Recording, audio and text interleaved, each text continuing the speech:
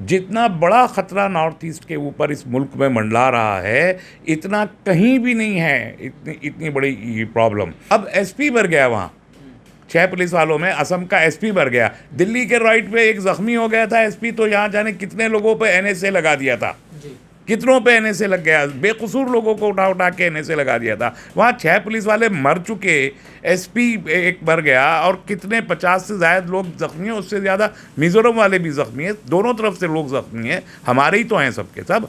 कितने लोगों पे एनएसए लगाए हैं मसले को कम करने वाले। बीजेपी के कदम जब से वहाँ पहुँचे हैं, टेंशन्स बढ़ गई हैं। 5000 AK-47 अकेले बोडोज के पास हैं, और उनको उन्होंने कहा मैं निकलवा के बाहर नहीं कर सकता। तो 75% सीटें बोडोज़ के लिए बोडो टेरिटोरियल काउंसिल में बना दी, जबकि मुसलमान और बोडोज़ बराबर बराबर वहाँ रहते हैं। तो ये एक डिस्क्रिमिनेशन इन्होंने किया। तो एक ऐसी साजिश चल रही है कि एक हिस्सा असम का काट के, कुछ अरुणाचल को काट के, और वो एक नया कुछ हिस्सा म्यांमार का लेके एक नया मुल्क वहाँ वो बना के कायम करना चाहते हैं। 18 से ज़्यादा ये आर्म्ड ऑर्गेनाइजेशन है, इनके पास सोफिस्टिकेटेड वेपन्स हैं, और सरकार हमारी यहाँ कुछ बोलती नहीं। यानी चिकन नेक रोड को अगर तोड़ दें, ज़रा सा हिस्सा है वो, उसको अगर तोड़ दें तो ये सातों रियासतें मुल्क से अलग हो जाएंगी, इतना ख़तरनाक है। और चीन बैठ गया आके डोकलाम पे। 2012 में क्या हुआ, 5 लाख असम के मुसलमान को कोकराझार से भाग के असम के दूसरे डुबरी वगैरह के इलाकों में पनाह लेनी पड़ी, ग्वालपाड़ा में और डुबरी में 5 लाख लोग भागे इसी बोडो टेरिटोरियल। तो ये जो सरकार है, ये इतनी ज़्यादा इसका रंग, इसके जहन में नफ़रत है कि हर चीज़ को सिर्फ मुसलमान और हिंदू की नज़र से देखती है। देखिए, ये कोई नया डिस्प्यूट तो नहीं है, बहुत पुराना मसला है। लेकिन अब जो अमित शाह जी 2 दिन पहले वहाँ गए थे, उसके बाद से ये फ्लेयर अप हुआ है। ये बात शायद कोई और ना कहे, लेकिन मुझे उस दिन भी शुबा था कि कुछ गड़बड़ होने वाली है। 30 जून को बॉर्डर का, असम और मिज़ोरम बॉर्डर का डिस्प्यूट जो गर्म हुआ था, उसके बाद 10 जुलाई को भी स्क्रमिशेस हुए छोटे छोटे से, और अब ये गए 20-21 जुलाई को, नहीं, ईद के बाद गए थे अमित शाह। तो इन्होंने वहाँ पर जो 7 नॉर्थ ईस्टर्न स्टेट्स हैं, उनके चीफ मिनिस्टर्स के बाद बॉर्डर के इशू पे बातचीत की थी। वहाँ भी सब बात करके चले आए। असम में बीजेपी की सरकार है, त्रिपुरा में बीजेपी की सरकार है, बाकी जगहों पे ट्राइब्स हैं। ये जो मिज़ोरम और असम का इशू है, पहली बात ये समझ लेनी चाहिए कि 1947 में जब मुल्क आज़ाद हुआ, तो नॉर्थ ईस्ट की जो अभी 7 स्टेट्स हैं, यहाँ उस वक्त असम सबसे बड़ा स्टेट था, और त्रिपुरा और मणिपुर ये प्रिंसली स्टेट्स थे। उसके अलावा जो छोटे छोटे से ग्रुप्स थे, ये असम का ही तकरीबन एक हिस्सा थे। लेकिन इनकी एक अलग आइडेंटिटी भी थी, एक अलग से कानून बना था उस वक्त के, स्टेट विद इन स्टेट का एक कॉन्सेप्ट हमारे यहाँ आर्टिकल 245 है, उसमें एक स्टेट के अंदर स्टेट बना सकते हैं। तो वो बहुत दिन तक मेघालय भी उसी हैसियत में रहा, त्रिपुरा ये भी रहा, मिज़ोरम भी रहा, नागालैंड भी रहा। बाद में इन लोगों ने जब मुतालबात किए, तो 1963 से लेके 1987 के बीच ये तमाम को रियासत का दर्जा दिया गया। अभी भी असम इतना बड़ा है और उसमें इतनी डाइवर्स पॉपुलेशंस हैं कि वो अपने लिए अलग रियासत का मुतालबा करते रहते हैं। जैसे बोडो हैं, वो अपने लिए अलग रियासत, कुछ और कुकी वगैरह भी हैं ट्राइब्स जो अपने अलग स्टेट चाहते हैं, छोटी छोटी सी स्टेट जैसे नागालैंड या मिज़ोरम वगैरह है। तो वो स्टेट सरकार ने अब तक किया नहीं है, बोडो टेरिटोरियल काउंसिल उसी बुनियाद पर बनाया। अभी जो ये असम और मिज़ोरम की सरहद है, बाउंड्री, वो 165 किलोमीटर की है, और उधर से भी मिज़ोरम की साइड से भी और असम की साइड से भी ये एक्चुअली रिज़र्व फॉरेस्ट है। तो रिज़र्व फॉरेस्ट है तो कोई कंस्ट्रक्शन नहीं हो सकती, लेकिन जो मज़दूर होता है जंगल का, वो मज़दूर वहाँ पर रहते हैं। तो ये 25 तारीख को 6 झुग्गियाँ जलाई गई, जो जिक्र कहीं नहीं हो रहा। वो मिज़ोरम का जो वर्कर वहाँ फार्म पर रह रहा था, उनकी जलाई गई। मिज़ोरम ने कहा कि हमारी टेरिटरी के अंदर थी, आपने कैसे जला दी। इधर जब से ये सरकार बनी है दोबारा से बीजेपी की सरकार, इन्होंने उस लैंड पे जो डिस्प्यूटेड है अभी तक, 2005 में ये फैसला हुआ था, ये डिस्प्यूट 87 में तो बोले नहीं 90s में बोले मिज़ोरम के लोग कि ये ज़मीन हमारी है, तो वो तकरीबन 900 स्क्वायर फीट की स्क्वायर एरिया की ज़मीन को क्लेम करते हैं, ये ज़मीन हमारी है।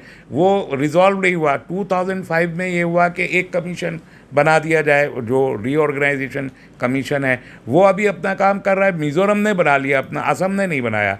और मिज़ोरम का वो कमीशन अपना काम कर रहा है और वो लोग यहाँ पर होम मिनिस्टर से कह रहे हैं कि आप इसको रिज़ॉल्व कीजिए। इस पर अमित शाह 2 दिन पहले गए और वहाँ पर बात की, लेकिन कुछ भी सुना के चले आए। और उसके बाद इन्होंने जब ये झुग्गियाँ जलाई 25 तारीख को, तो वहाँ से पब्लिक निकल आई और पब्लिक ने यहाँ ग्रेनेड फेंके। अब मिज़ोरम ऊंचाई पे है, असम जो है वो जो कोकराझार और इसके कछार, हैलाकांडी और 3 ज़िले हैं, ये 3 ज़िले मिलते हैं मिज़ोरम की सरहद से। मिज़ोरम की साइड के भी 3 ही ज़िले हैं जो इनसे मिलते हैं। अब हैलाकांडी में तो मैक्सिमम पॉपुलेशन इत्तेफाक से मुसलमानों की है, कछार में भी बहुत बड़ी तादाद में मुसलमान रहते हैं। तो लेकिन ये पॉपुलेटेड एरिया नहीं है, मैं फिर कहता हूँ। ये काम था होम मिनिस्ट्री को करने का। होम मिनिस्ट्री चुप बैठी हुई है और इस वक्त नॉर्थ ईस्ट का जो इशू है वो इतना जलता हुआ इशू है कि आप अगर नॉर्थ ईस्ट के तमाम इश्यूज़ को पढ़ लें तो आपको लगेगा कश्मीर तो कोई इशू ही नहीं है। जितना बड़ा ख़तरा नॉर्थ ईस्ट के ऊपर इस मुल्क में मंडला रहा है, इतना कहीं भी नहीं है, इतनी बड़ी प्रॉब्लम। एक तरफ से चाइना, और फिर असम का वही बॉर्डर मिलता है, म्यांमार के साथ भी मिलता है। चाइना और म्यांमार के थ्रू हथियार आते हैं। 18 से ज़्यादा टेररिस्ट ऑर्गेनाइजेशन है, अगर टेररिस्ट का लफ्ज़ को सही माना जाए। 18 से ज़्यादा है। उनके पास AK-47 है। वो कहाँ से आए हैं कभी इन्होंने पूछा नहीं। वही बोडोज़, मुझे खुद बोला चीफ मिनिस्टर असम का तरुण गोगोई साहब, 5000 AK-47 अकेले बोडोज़ के पास हैं और उनको उन्होंने कहा मैं निकलवा के बाहर नहीं कर सकता। तो मैंने कहा फिर आप क्यों चीफ मिनिस्टर हैं? तो ये और इन्हीं बोडोज़ को, जिनके पास 5000 राइफल्स हैं AK-47, इनको बोडो टेरिटोरियल काउंसिल बना के देने का काम LK अडवाणी ने अपनी होम मिनिस्टरशिप के दौरान किया था 2003 में, जबकि उनकी पॉपुलेशन वहाँ सिर्फ 27% है, उससे भी कम है, और मुसलमानों की पॉपुलेशन भी उससे ज़्यादा है। तो 75% सीटें बोडोज़ के लिए बोडो टेरिटोरियल काउंसिल में बना दी, जबकि मुसलमान और बोडोज़ बराबर वहाँ रहते हैं। तो ये एक डिस्क्रिमिनेशन इन्होंने किया। तो ये भुस में चुंगी डाल के जबालो दूर खड़ी हो जाती है। वो डिस्प्यूट खड़ा हो गया। फिर उल्फा के पास हथियार मौजूद हैं। अब वो वहाँ पर एक ऐसी साजिश चल रही है कि एक हिस्सा असम का काट के, कुछ अरुणाचल को काट के, और वो एक नया कुछ हिस्सा म्यांमार का लेके एक नया मुल्क वहाँ वो बना के कायम करना चाहते हैं। 18 से ज़्यादा ये आर्म्ड ऑर्गेनाइजेशन है, इनके पास सोफिस्टिकेटेड वेपन्स हैं, और सरकार हमारी यहाँ कुछ बोलती नहीं। और एक चिकन नेक 22 किलोमीटर का है, 7 किलोमीटर बाई 22 किलोमीटर का चिकन नेक है, जो बंगाल से इन 7 स्टेट्स को जोड़ता है। वो छोटा सा रोड है और उसमें भी डोकलाम के पास में चीन आके बैठा हुआ है। यानी चिकन नेक रोड को अगर तोड़ दें, ज़रा सा हिस्सा है वो, उसको अगर तोड़ दें तो ये 7 रियासतें मुल्क से अलग हो जाएंगी। इतना ख़तरनाक है। और चीन बैठ गया आके डोकलाम पे, और डोकलाम का जो हुआ था झगड़ा सबको याद होगा। ऐसे में जब हमारे मुल्क की इतनी इम्पॉर्टेंट 7 स्टेट्स ख़तरे में हैं, वहाँ पर बॉर्डर डिस्प्यूट भी मौजूद है, इंटर स्टेट। भाई इतनी इम्पॉर्टेंट 7 स्टेट्स ख़तरे में हैं, वहाँ पर बॉर्डर डिस्प्यूट भी मौजूद है, इंटर स्टेट। भाई चीन का बॉर्डर थोड़ा ही है, पाकिस्तान का बॉर्डर थोड़ा ही है कि आप उसे रिजॉल्व नहीं कर सकते। घर का मसला हमारे, हम घर में बैठ के हल कर सकते हैं, लेकिन हम घर में बैठ के मसला हल करने के बजाय अगर सेंटर में बैठ के उस मसले को और बढ़ाने की कोशिश करें, तो फिर ये हम जानबूझ के हम उस हिस्से को आग में झोंकने की कोशिश कर रहे हैं। जैसे आपने नागा एकॉर्ड सुना होगा, वज़ीर आज़म जाके नागा एकॉर्ड कर आए, कुछ भी क्या हुआ क्या नहीं हुआ बताया ही नहीं, आज तक नहीं बताया कि नागा एकॉर्ड क्या है। और एकॉर्ड करने के अगली बार जो 15 अगस्त आई इंडिपेंडेंस डे, उस पर उन्होंने नागालैंड के झंडे फहराए, वहाँ पर नीले रंग के झंडे, एक लफ्ज़ नहीं बोला यहाँ पर कोई। अब SP भर गया वहाँ, 6 पुलिस वालों में असम का SP भर गया। दिल्ली के राइट पे एक ज़ख्मी हो गया था SP, तो यहाँ जाने कितने लोगों पे NSA लगा दिया था। कितनों पे एनएसए लग गया, बेकसूर लोगों को उठा उठा के एनएसए लगा दिया था। वहाँ 6 पुलिस वाले मर चुके, एसपी एक मर गया, और कितने 50 से ज़्यादा लोग जख्मी हैं, उससे ज़्यादा मिज़ोरम वाले भी जख्मी हैं, दोनों तरफ से लोग जख्मी हैं, हमारे ही तो हैं सबके सब। कितने लोगों पे एनएसए लगाए हैं, कौन उसके पीछे है? उधर से मिज़ोरम के चीफ मिनिस्टर बोल रहे हैं कि नहीं, हम अपने लोगों को हम रोक नहीं सकते। इधर से ये कह रहे हैं कि हम तो किसी को अंदर घुसने नहीं देंगे। तो फिर कहाँ होम मिनिस्ट्री? आज 2 दिन गुजर गए, एक स्टेटमेंट तक नहीं आया है प्रॉपरली होम मिनिस्ट्री की तरफ से। नेशनल मीडिया में ये सारी बातें जो है नहीं बताई जा रही हैं, ये सारी खबरें नहीं बताई जा रही हैं। 2 स्टेट को लेकर के झगड़ा बताया जा रहा है। नहीं, on face of it 2 state को लेकर ही है, लेकिन उस इत्तफाक यह है कि असम की सरहदें तकरीबन सारी स्टेट से मिलती हैं, त्रिपुरा से भी मिलती है, मेघालय तो बिल्कुल ही, असम की जो गुवाहाटी है, गुवाहाटी में दिसपुर है, इधर सामने चीफ मिनिस्टर का ऑफिस है, नीचे उतर के एक कदम आगे बढ़िए तो मेघालय शुरू हो जाता है। इतना क्लोज है मेघालय, आधे से ज़्यादा मेघालय असम के उसी रीजन में, गुवाहाटी वाले रीजन में मिलता है। तो मेघालय की भी मिलती है, नागालैंड की भी मिलती है, मिज़ोरम की भी मिलती है, त्रिपुरा की मिलती है, अरुणाचल की मिलती है, म्यांमार की मिलती है। इतनी सारी सरहदें मिलती हैं उनसे। तो और सबके डिस्प्यूट थे, बाकी के डिस्प्यूट बाकी लोगों ने किसी सूरत अभी हल कर लिए हैं, आज मतलब नेगोशिएशन के दर्जे में है। मेघालय से भी उनका और मणिपुर से नेगोशिएशन के दर्जे में, फिर वो भी बहुत हार्डकोर है। फाइनल कुछ नहीं कर रही है सरकार, मसला ये है। मंशा क्या है सरकार की? अब मंशा तो सरकार ही बता सकती है कि मंशा क्या है, लेकिन सरकार जिस तरीके से हैंडल कर रही है वो वहाँ मसले को बढ़ाने वाली बात है, मसले को कम करने वाले। ये बीजेपी के कदम जब से वहाँ पहुँचे हैं, टेंशन्स बढ़ गई हैं।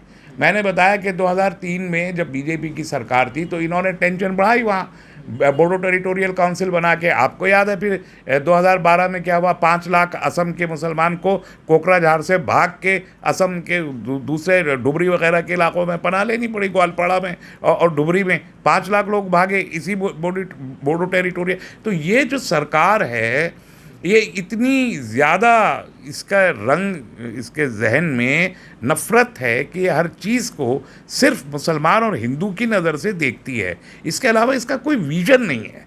ये बड़ा मसला है। नेशनलिज़म का विज़न, जो पैट्रियटिज़म का विज़न, अपनी सरहदों की हिफाजत करने का विज़न, हमारे गैर मुल्कों से हमारे ताल्लुकात क्या होंगे, मुल्क के अंदर रोज़गार के, कीमतों के क्या ज़राए होंगे, इंडस्ट्री ट्रेड कैसे चलेगा, ये सारी चीज़ ये सरकार जब भी सोचती है तो ये चश्मा लगा लेती है मज़हब का।